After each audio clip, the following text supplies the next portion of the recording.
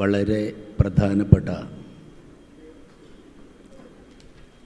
ഒരു ലോക്സഭാ തിരഞ്ഞെടുപ്പ് നമ്മുടെ മുമ്പിൽ ആസന്നമായിരിക്കുകയാണ്. ഇന്ത്യ രാജ്യത്തിൻ്റെ നന്മകൾ കാത്തുസൂക്ഷിക്കണം എന്നാഗ്രഹിക്കുന്ന ഓരോ മനുഷ്യരുടെ മുമ്പിലും ഒരുപാട് ആകുലതകൾ പങ്കുവെക്കുന്ന ഒരു തെരഞ്ഞെടുപ്പാണ് വരുന്നത്. നേരത്തെ ഇവിടെ പറഞ്ഞതുപോലെ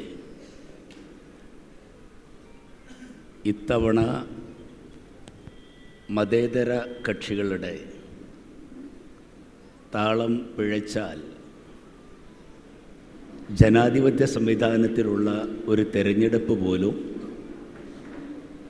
നമ്മുടെ നാടിന് അന്യമാകും എന്ന രീതിയിലേക്ക് നാട് നീങ്ങുകയാണ്. ഇന്ത്യ കാത്തു സൂക്ഷിച്ച ഒട്ടേറെ നന്മകളുണ്ട്.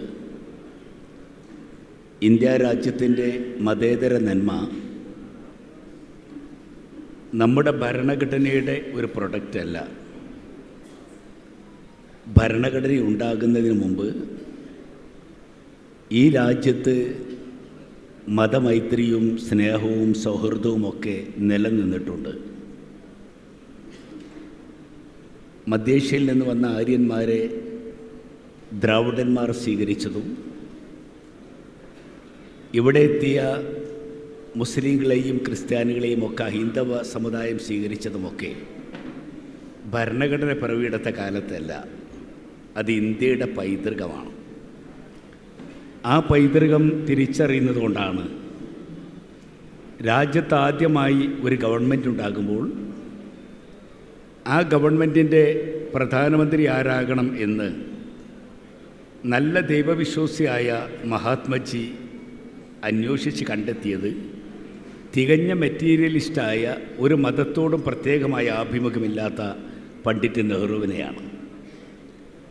ഒരു രാജ്യം സ്വാതന്ത്ര്യം കിട്ടിയാൽ ആ രാജ്യത്തെ പൗരന്മാരെ രാഷ്ട്രത്തിന് അനുഗുണമാക്കി മാറ്റുന്ന വലിയ പ്രക്രിയ ചെയ്യേണ്ട വിദ്യാഭ്യാസ വകുപ്പിൻ്റെ ചുമതല ഏൽപ്പിക്കുന്നത് മക്കയിൽ ജനിച്ച മൗലാന അബുൽ കലാം ആസാദിനെയാണ്.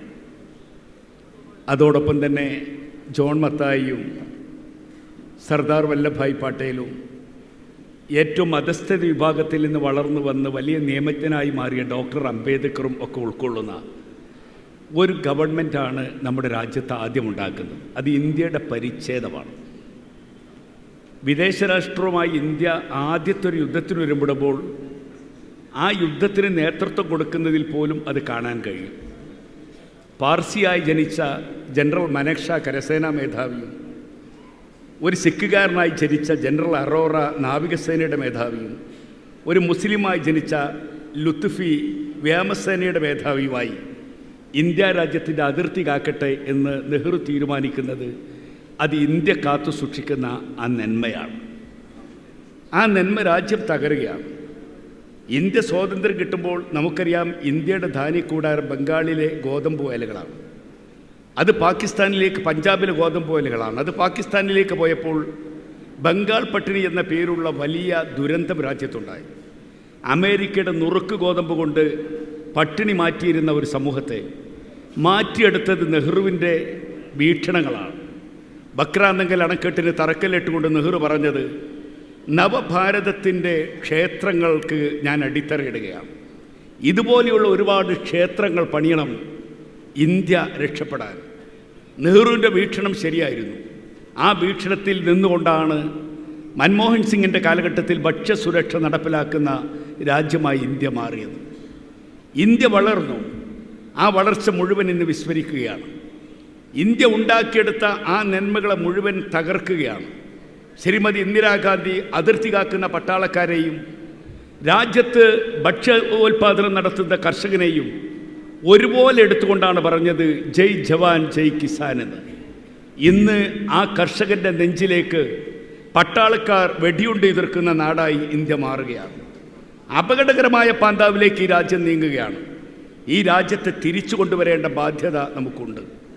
രാജ്യത്തെ ജനങ്ങളുടെ പൗരന്മാരുടെ പൗരത്വത്തെ പോലും ചോദ്യം ചെയ്ത അപകടകരമായ അവസ്ഥ നിങ്ങൾ ഓർക്കുന്നുണ്ടാകും. ഇന്ത്യ സ്വാതന്ത്ര്യം നേടുന്ന ഘട്ടത്തിൽ നവഗാലിയിലെ രക്തം പുരണ്ട മണ്ണിലായിരുന്നു മഹാത്മജി. നഗ്നബാധനായി രക്തം വീട് കിടക്കുന്ന ആ മണ്ണിലൂടെ നടന്നുകൊണ്ട് ഗാന്ധിജി പറഞ്ഞത്, ഇല്ല, ഈ രാജ്യത്ത് ജനങ്ങൾക്ക് ഇവിടം വിട്ടു പോകാൻ ഇഷ്ടമില്ലെങ്കിൽ അവരെ ആട്ടി ഓടിച്ചുള്ളൊരു ഇന്ത്യ എനിക്ക് വേണ്ട. അതുകൊണ്ട് നിർത്തണം ഈ അക്രമം, നിർത്തണം ഈ അക്രമം. അന്ന് ആഗ്രഹിച്ചത് നമ്മുടെ പ്രിയപ്പെട്ട പ്രതിപക്ഷ നേതാവ് ഇങ്ങോട്ട് വരികയാണ്. ഞാൻ എന്ത് വേണം?